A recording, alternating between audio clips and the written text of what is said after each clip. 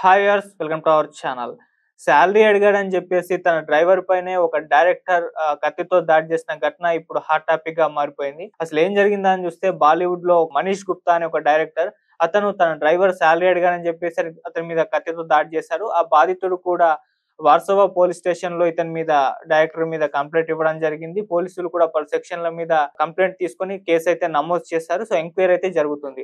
అసలు ఏం జరిగింది? ఎవరి బాలీవుడ్ డైరెక్టర్? ఎందుకు అతను తన డ్రైవర్ మీద సాలరీ అడిగాడని చెప్పేసి కత్తితో దాడి చేశాడో అనేది ఒకసారి చూస్తే, బాలీవుడ్ లో మనీష్ గుప్తా అనే ఒక డైరెక్టర్ ఉన్నాడు. ఇతను రహస్య, ద స్టోన్ మ్యాన్ మర్డర్స్ అనే కొన్ని సినిమాలు కూడా తీయడం జరిగింది. ఇతను గతంలో రామ్ గోపాల్ వర్మ గారి టీమ్ లో కూడా వర్క్ చేశారు. అంటే డి సర్కార్ మూవీలో స్క్రీన్ ప్లే రైటర్ గా ఇతను ఆ మధ్య కాలంలో వర్క్ చేయడం అయితే జరిగింది. ఇప్పుడు రవీనా టండన్ హీరోయిన్ గా యాక్ట్ చేస్తున్న వన్ ఫ్రైడే నైట్ అనే ఒక సినిమా కూడా రీసెంట్ టైమ్ లో తీశాడు.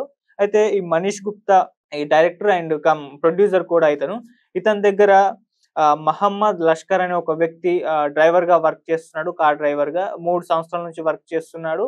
ఇతని సాలరీ కూడా నెలకు 23,000 చెప్తున్నారు. అయితే ఇతని సాలరీ ఎవ్రీ మంత్ కూడా లష్కర్ కు లేట్ గా ఇవ్వడంతో వీళ్ళ మధ్య గొడవలు స్టార్ట్ అయ్యాయని చెప్పేసి తెలుస్తుంది. అంటే ఎవ్రీ మంత్ కూడా ఇచ్చేది 23,000 సాలరీ, అది కూడా లేట్ గా ఇస్తున్నాడు. ఎప్పుడు ఇస్తున్నాడో, ఏ టైంకి ఇస్తున్నాడో కూడా అర్థం కాని పరిస్థితి ఉంది. దీంతో నాకు సాలరీ టైంకి ఇవ్వండి, అసలే 23,000 నా ఫ్యామిలీని పోషించుకోవాలి, మరీ లేట్ గా ఇస్తున్నారంటూ అతను కూడా కాస్త గట్టిగా మాట్లాడడం మొదలు పెట్టాడు డైరెక్టర్ గుప్తా తోటి.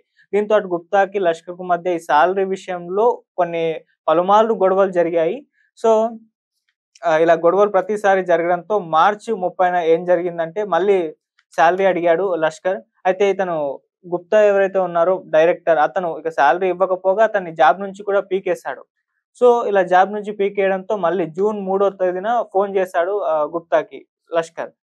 సార్, ఎలాగో జాబ్ నుంచి పీకేశారు, నా సాలరీ అన్నా ఇచ్చేయండి, ఎలాగో వర్క్ చేశానుగా 1 మంత్ అని చెప్పేసనన్నాడు. దీంతో అటు గుప్తా కొద్దిగా ఆలోచించి, మళ్ళీ నువ్వు జాబ్‌లో జాయిన్ గావు, అప్పుడే నేను లాస్ట్ మంత్ సాలరీ ఇస్తాను, లేదంటే ఇవ్వను అని అన్నాడు.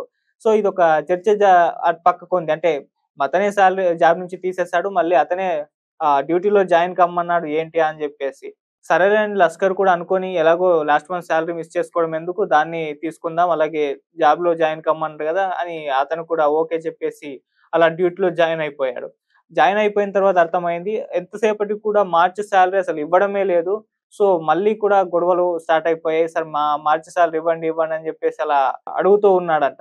సో అయినా కూడా ఇవ్వకపోగా జూన్ 5న నైట్ 8:30 ఆ టైంలో ఏం జరిగిందంటే, వార్సోవాలోని సాగర్ సంజోగ్ భవనం ఉంటుంది. దాంట్లో గుప్తా ఇంట్లో ఈ 8:30 ప్రాంతంలో వీళ్ళిద్దరే ఉండగా మళ్ళీ కూడా ఈ లష్కర్ సాలరీ ఇష్యూ తీసుకొచ్చాడు. లాస్ట్ మంత్ సాలరీ కావాలి సార్ అని చెప్పేసి ఒక గొడవ పెట్టేసుకోవడం, అరుచుకోవడం అలా జరిగింది. సో ఇద్దరి మధ్య గొడవ స్టార్ట్ అయిపోయింది. ఆ గొడవ తీవ్ర స్థాయికి చేరిపోవడం జరిగింది. సో ఆ టైంలో కోపంతో గుప్తా ఏం చేస్తాడంటే వంటగదిలో ఉన్న కత్తిని తీసుకొచ్చి ఆ కత్తితో ఇతని మీద దాడి చేశాడు.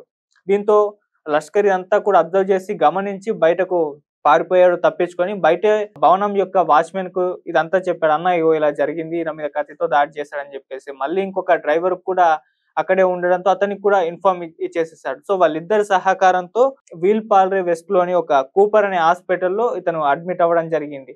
సో ఆ ఆస్పత్రిలో అడ్మిట్ అయ్యాడు, ట్రీట్‌మెంట్ తీసుకున్నాడు. సో తర్వాత డిశ్చార్జ్ అయిపోయిన తర్వాత వార్సోవా పోలీస్ స్టేషన్‌కెళ్ళి సార్ ఇలా జరిగిందని చెప్పేసి డైరెక్టర్ మనీష్ గుప్తా మీదైతే అతను ఫిర్యాదు చేయడం జరిగింది. ఆ తర్వాత వాళ్ళు కూడా కేసు తీసుకొని ఎఫ్ఐఆర్ నమోదు చేసి పలు సెక్షన్‌ల కిందైతే ఆ కేసైతే పెట్టారు. ఇప్పుడు డైరెక్టర్ మనీష్ గుప్తానైతే ఎంక్వైరీ అయితే చేస్తున్నారు. సో ఇది ఇప్పటివరకైతే ఉన్న కథనం. మరి మనీష్ గుప్తా దీనికి ఏం సమాధానం చెప్తాడు? విచారణలో ఏం తేలుతుంది? ఇదే వర్షన్ కరెక్టా లేదా అన్నది కూడా తేలాల్సుంది. ఏదేమైనా కేసైతే ఇప్పుడు అతని మీద నమోదైంది. సో అతన్ని అదుపులోకి తీసుకొని ఎంక్వైరీ చేసే అవకాశం ఉందని కూడా చెప్తున్నారు. మరి చూడాలి, మనీష్ గుప్తా నిజంగానే దాడి చేశాడా? సాలరీ ఇష్యూనే వీళ్ళ మధ్య ఉందా? లేకుంటే ఇంకేదన్నా ఉందా? సాలరీ అడుగుతే దాడి చేయడం ఏంటి అంటూ కూడా ఇలా రకరకాల చర్చలైతే జరుగుతున్నాయి. చూద్దాం మరి మనీష్ గుప్తా విషయంలో Bollywood director and producer Manish